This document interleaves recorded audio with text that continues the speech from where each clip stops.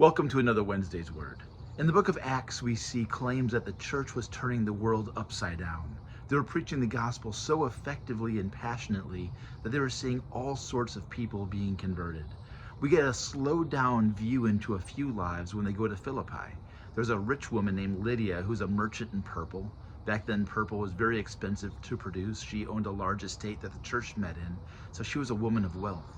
Immediately, we see a story of a slave girl, someone who's demon possessed, who's being exhorted for her own sanity so that her owners can make money, and Paul sets her free. Then we see a veteran who's leading a prison. He's a prison guard, was usually a veteran who'd served his time, done well, and now he has a safe, well-kept position. But there's a potential prison break. He's about to take his life, and Paul and Silas, instead of breaking out of prison where they were singing praises to God because they were in prison, they stayed there when the doors opened, and they told the man not to hurt himself. And seeing this, he asked, "What could I do to be saved?" And he and his whole household were baptized.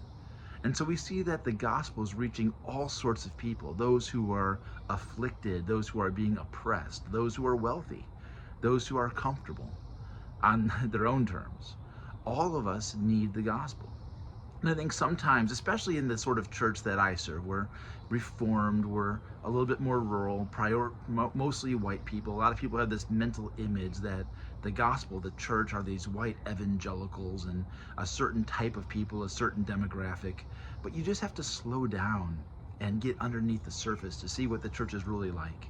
Even in our own small church, we have people who have immigrated from different countries, people of different skin tone, people of different backgrounds.